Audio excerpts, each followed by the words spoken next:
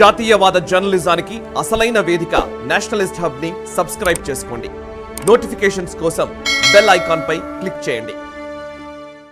And రాజస్థాన్లో sir very sad. మన తెలుగు స్టేట్స్లో కూడా చూసాం. కరెక్ట్. చాలామంది జేఈ స్టూడెంట్ ఒక వారం రోజుల లోపటనే ఆమె సూసైడ్ చేసుకోవడం. ఈ మధ్య గవర్నమెంట్ కొత్త రూల్ కూడా తీసుకొచ్చినట్టుంది, 16 సంవత్సరాల లోపు ఉన్నటువంటి వాళ్ళకి ఇలాంటి ట్రైనింగ్ ఏది ఇవ్వకూడదని చెప్పి. ఎలా ఓవరాల్గా ఈ ఇన్సిడెంట్? చాలా ట్రాజిక్. ఎందుకంటే మనం పేర్లు చెప్పుకుంటూ పోతే చాలా పేర్లు ఉంటాయి. ఇది అన్రియలైజ్డ్ డ్రీమ్స్ అని చెప్పి నేను ఎప్పుడు చాలా మాట్లాడుతుంటాను. నేను ఈవెన్ కాలేజ్కి వెళ్ళి డిబేట్ చేస్తున్నప్పుడు కూడా చెప్తుంటాను దీని గురించి. అక్కడున్న నా గెస్ట్ లెక్చర్స్ కూడా. అంటే ఒక ఫాదర్ మదర్ వాళ్ళు ఐఐటికి వెళ్ళలేదు, ఐఐఎంకి వెళ్ళలేదు, ఎస్పెషలీ ఐఐటి మన దగ్గర అదే కదా, లేకుంటే ఎంబీబీఎస్ చేసి డాక్టర్ కాలేదు. వాళ్ళు ఏదో పొలాల్లో పని చేసుకున్నారు, లేకుంటే ఏదో చిన్న ఉద్యోగాలు చేసుకుని బతుకుతున్నారు. వాళ్ళ కొడుకులు కూతురు పైకి వచ్చినారు. వాళ్ళు ఏమంటారంటే వీళ్ళు నేను చేయలేకపోయినా వీళ్ళు చేయాల్సిందే, ఎందుకంటే పక్కనోడు ఐఐటికి వెళ్ళిండు, వాడు యూఎస్కి వెళ్ళిపోయిండు, వీడు కూడా ఐఐటి చేయాల్సిందే. వాడికి ఆ కేపబిలిటీ ఉందా? ఫస్ట్ అడ్మిషన్ వస్తుందా? ఓకే, అది కాకుండా అడ్మిషన్ వచ్చిన తర్వాత సర్వైవ్ చేయగలడా? 24% డ్రాప్ అవుట్ అండి ఐఐటి నుంచి ఫస్ట్ ఇయర్ సెకండ్ ఇయర్లోని. ఆలోచించండి. అంటే వాళ్ళకి తట్టుకోలేకపోతున్నారు ప్రెజర్. ఈవెన్ ఐఐటికి ఇది అభిమన్యు చక్రవ్యూహలాగా చెప్పారు లోపలికి ఎట్లా వెళ్ళాలని, కానీ బయటకు ఎట్లా రావాలని ఎవరు చెప్పలేదు. ఈ చైతన్య నారాయణ వాళ్ళు ఎవరు నేర్పించలేదు. మీరు బయటకు ఎట్లా రావాలని వాడు లోపలికి మీరు ఎట్లా దూరాలని చెప్పేసిండు వాడికి. అంతే. వాడు అక్కడ వెళ్ళిన తర్వాత తట్టుకోలేకపోతున్నాడు ప్రెషర్. అంతే. IIT is extremely high pressure. వాళ్ళు చాలా మంది ట్రై చేస్తున్నారు తక్కువ చేయడానికి, కానీ they are extremely high pressure. దానికి ఆప్షనే లేదు వాళ్ళకి. Best of the best. మీరు మీ స్టాండర్డ్ లోవర్ చేయలేరు. మీరు ఇప్పుడు అంటే రేపు సిఏ ఎగ్జామ్లో అందరినీ పాస్ చేసేద్దామంటే అవుతుంది? అది కాదు. వాళ్ళకి స్టాండర్డ్ మెయింటైన్ చేసుకున్నారు. సిఏ ఎగ్జామ్ అంటే అందరికి తెలుసు చాలా టఫ్. కొంతమంది 3 సంవత్సరాలు పాస్ అవుతారు, కొంతమంది 10-15 సంవత్సరాలు తీసుకుంటారు, వేరియస్ ఫార్మ్స్. సో ఈ ఐఐటికి అడ్మిషన్ నాది మెయిన్ తప్పు. ఎక్కడ నేను ఈ తెలుగు పేరెంట్ దీనికన్నా ముందు కూడా చెప్పాను రాజు గారు, చాలా బాధ అనిపిస్తుంది. నిజం. మీ కూతురు కొడుకు సూసైడ్ చేసుకుంటే మళ్ళీ మీ జీవితం మొత్తం మీరు ఏడ్చుకుంటూ కూర్చుంటారు. రెస్పాన్సిబిలిటీ అందరిదే అనిపిస్తుంది. Parents principally parents. మీ అబ్బాయో అమ్మాయో ఆ దానికి కేపబుల్ ఉన్నాడా లేదా అని ఫస్ట్ వాళ్ళ దగ్గర అడగండి. మీరు వాళ్ళు చూపిస్తున్న దారి ఒకటే, ఇది చూడండి, ఇది ఒకటే దారి. మా కూతురు చదువుతున్నాను, నేను చెప్పాను, ఆమెకు అసలు ఐఐటీ లేదు, ఏమి ఇంట్రెస్ట్ లేకుండే. నేను చెప్పాను నువ్వేం చేస్తామంటే జర్నలిజం చేస్తాను, చేసుకో అని చెప్పింది. దాని తర్వాత ఆమె హెచ్ఆర్కి వెళ్ళిపోయింది. Correct. It is her choice. అంతే. ఎందుకంటే రేపు మీ పిల్లలు మిమ్మల్ని తిరిగి అడగకూడదు మీ దగ్గర, మీరు మమ్మల్ని ఎక్కడ పంపించారని చెప్పేసి, నాకు ఇష్టం లేని సబ్జెక్ట్ పంపించారని చెప్పి.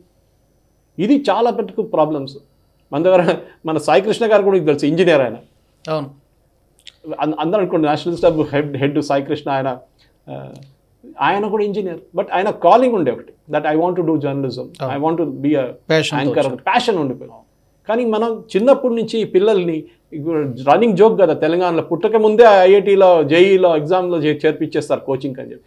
గవర్నమెంట్ చాలా మంచి మూవ్ చేస్తుంది, యూనియన్ గవర్నమెంట్. ఇది 16 సంవత్సరాల కన్నా తక్కువ ఉన్న అబ్బాయిల అమ్మాయిని మీరు కోచింగ్ ఇవ్వలేరు. ఏఏ కోచింగ్స్ లైక్ ఐఐటి, నీట్ ఇట్లాంటిది ఏం చేయకూడదు. ఇది ఇప్పుడు రైట్ నౌ ఇంప్లిమెంట్ అవుతుంది. ఇప్పుడు అది యాక్ట్గా తీసుకొస్తారు దాన్ని. ఓకే, వాళ్ళు ఆర్డినెన్స్ ఇష్యూ చేస్తే కూడా అయిపోతుంది.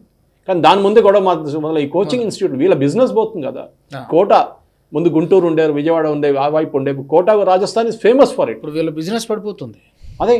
సో మీరు ఒక నంబరు కాదండి, ఎవరో అమ్మాయి అబ్బాయి చనిపోతే సరే వాళ్ళ అబ్బాయి కదా, వాళ్ళ అమ్మాయి కదా, వాళ్ళు ఏడ్చుకుంటారు అనుకుంటారు. మళ్ళీ అదే మాట అంటున్నారు. అది మీకు వచ్చినప్పుడు మీకు అర్థమవుతుంది.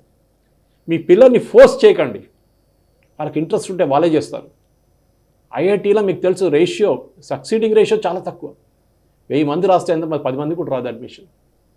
అట్లాంటి సక్సెస్ఫుల్ దానికోసం ఈ ఇన్స్టిట్యూట్లో ఏం చేస్తారంటే, అరే మీరు తీసుకురండి మీ అబ్బాయి అమ్మాయిని, మేము చేసి రెడీగా ఛాంపియన్గా చేసి తయారు చేసి పంపిస్తూ ఉంటారు. వాళ్ళ వ్యాపారం వాళ్ళు కోట్లాది క్రోస్, వందలాది కోట్లు దీంట్లో బిజినెస్ చేసుకుంటారు. దాని తర్వాత ఫుల్ పేజ్ యాడ్లు పెడతారు.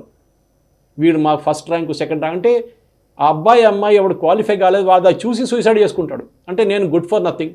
ఇప్పుడు మొన్న కూడా చేసిన అమ్మాయి కూడా అదే రాసుకుంది సూసైడ్ నోట్లో, మమ్మ పాప ఐఎమ్ నాట్ గుడ్, ఎందుకు జీవితం ఎందుకు సూసైడ్ ఎందుకు చేసుకోవాలండి? You parents are responsible. మళ్ళీ అంటున్నాను, మీరు జీవితం మొత్తం ఏడుస్తారు మీరు మీ అబ్బాయి అమ్మాయితో ఏమైనా అయితే. గుర్తుపెట్టుకోండి, అది ఎప్పుడు మర్చిపోకూడదు. Because you did it, you push them in to it. వాళ్ళకి ఇంట్రెస్ట్ ఉంటే వాళ్ళే చేసుకుంటారు. ఇంట్రెస్ట్ లేనప్పుడు అడగండి.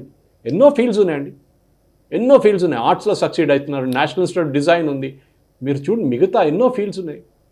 మీరు ఎంబీఏ చేయొచ్చు, ఇంజనీరింగే చేయాలి, అది కూడా ఐఐటీలోనే చేయాలి, లేకపోతే మెడిసిన్, అంతే, ఇంజనీరింగ్, medicine. లేకపోతే ఇప్పుడు కొత్తగా వచ్చిన ఐఐటి, జేఈ. ఇది అర్థం కాదు, ఇది ఎక్కడ ఎండ్ అవుతుంది? It has to stop somewhere. ఇట్లాంటి 6వ క్లాస్ 7వ క్లాస్ నుంచి జేఈ కోచింగ్ ఏంటంటే నాకు అర్థం కాదు. నేను చూసాను చాలా మటుకు ఈ కోచింగ్ ఇన్స్టిట్యూట్లో. నా దగ్గర ఒక అమ్మాయి వచ్చారు, వాళ్ళ ఫాదర్ కూడా వచ్చారు, ఇప్పుడు కాదు 5-6 సంవత్సరాల ముందు వచ్చి అన్నారు ఈ ఇన్స్టిట్యూట్, నేను వాళ్ళ పేరు చేసుకోను. వాళ్ళు ఏం చేస్తారంటే ఈ ఫస్ట్ ఇన్స్టిట్యూట్లో ఇది one of the top 2 in Telangana, Andhra.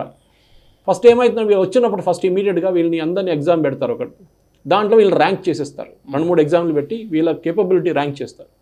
Best the best అంటే 100 to 100 స్కోర్ చేసేవాళ్ళని అందరూ ఒక బ్యాచ్ చేసి వాళ్ళు సపరేట్ కోచింగ్ ఇస్తారు వాళ్ళకి, మిగతా వాళ్ళని పక్కన పెట్టేస్తారు. ఈ అమ్మాయి డిప్రెషన్లో వెళ్ళిపోయింది. నన్ను ఐఎమ్ నాట్ గుడ్, కోచింగ్ ముందే అంటుంది. కావాలని చెప్పి మా ఫ్రెండ్స్ 2-3 ఉన్నారు, వాళ్ళని అక్కడే తీసుకున్నారు. వాళ్ళకి ఏంటంటే ఈ అడ్వర్టైజ్మెంట్లో ఈ 100 వచ్చిన వాళ్ళు 100 అడ్వర్టైజ్మెంట్లో వస్తారు వాళ్ళు, ఎందుకంటే వాళ్ళకి ఎట్లా వస్తుంది ఐఐటీ అని తెలిసిపోతుంది. సో వాళ్ళు ఫుల్ పేజ్ యాడ్లు డబ్బులు ఇచ్చి వాళ్ళు తీసుకుంటారు, వాళ్ళ పేర్లు తీసుకొని ఫోటోలు వేసుకుంటారు, ఫోటోలు పెడతారు, మిఠాయిలు ఇస్తున్నారు. You celebrate, no doubt. కానీ మీరు మిగతా పిల్లల సంగతి ఆలోచించండి, సక్సీడ్ కాలేని పిల్లల సంగతి ఆలోచించండి, ఫోర్స్ చేయకూడదు. వాళ్ళ మైండ్లో ఇదే ఆడుతుంటుంది, అది ఐఎమ్ నాట్ గుడ్. ఇంకోటి మోదీ గారు చాలా బాగా చెప్పారు మన పరీక్ష చర్చలో, మీరు మీ పిల్లల ఇది రిపోర్ట్ కార్డు నీ విజిటింగ్ కార్డు లాగా వాడుకోకూడదు. ఇదే చేస్తారు పక్కనోడు, చూడు వాడు 100 నువ్వేంటి 99 వచ్చింది నీకు, దున్నపోతా అంటారు ఇక్కడ. అరే నేను నా రిక్రూట్మెంట్లో 17 సంవత్సరాలు మీడియా హౌస్కి రిక్రూట్ చేసినప్పుడు, నేను పనిచేసినప్పుడు రిక్రూట్మెంట్లో ఎప్పుడు ఎంబీఏ స్టూడెంట్స్ని 65 నుంచి 70% మార్క్స్ లోపల తీసుకున్నాం. మిగతా వాళ్ళు పనికి రాదని కాదు, హయ్యర్ లెవెల్లో ఉన్నారు, కానీ బుక్ వర్మ్స్ ఉంటారు వాళ్ళు, they cannot take a life situation. మన పిల్లలకి నేర్పించాల్సింది సర్వైవల్ స్కిల్స్. నువ్వు ఎట్లా సక్సీడ్ కావాలి, ఎందుకంటే వీళ్ళు హాస్టల్లో ఉంటారు, ఐఐటీకి వచ్చినా కూడా ఆలోచించండి. ఆ హాస్టల్, ఆ ప్రెషరు, అక్కడ ఉన్న competition within groups, within people తట్టుకోలేకపోతారు, చాలా బాధ అనిపిస్తున్నాం. అండ్ పేరెంట్స్ షుడ్ స్ట్రాంగ్లీ, నేను చెప్తున్న పేరెంట్స్ కూడా కాదు, వాళ్ళ ఈ అకాడమిక్ కౌన్సిలర్స్ కూడా వాళ్ళ స్కూళ్ళల్లో వాళ్ళ పేరెంట్స్కి కౌన్సిల్ చేయాలి. ఈ బాబు ఆ పాప చాలా బాగుంది, పెయింటింగ్ బాగా చేస్తుంది, మీరు నేషనల్ ఇన్స్టిట్యూట్ డిజైన్ అట్లా ఒకటి ఏదైనా JNTU ఫైన్ ఆర్ట్స్ కాలేజ్ ఏదైనా ట్రై చేయండి, ఆర్కిటెక్ట్ చేయొచ్చు, ఆర్కిటెక్చర్ ఏదైనా.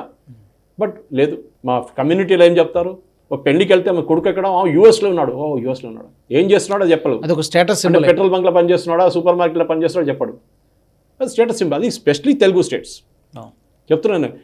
ఇంత కాంపిటీషన్, ఇంత ఇది లేదు.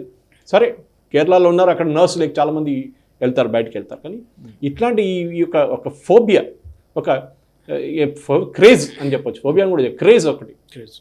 రైట్ సురేష్ గారు, థ్యాంక్ యూ సో మచ్. చాలా ఎప్పటిలాగానే సమగ్రమైనటువంటి, లాస్ట్ కొంచెం ఎమోషనల్ అయిపోయింది.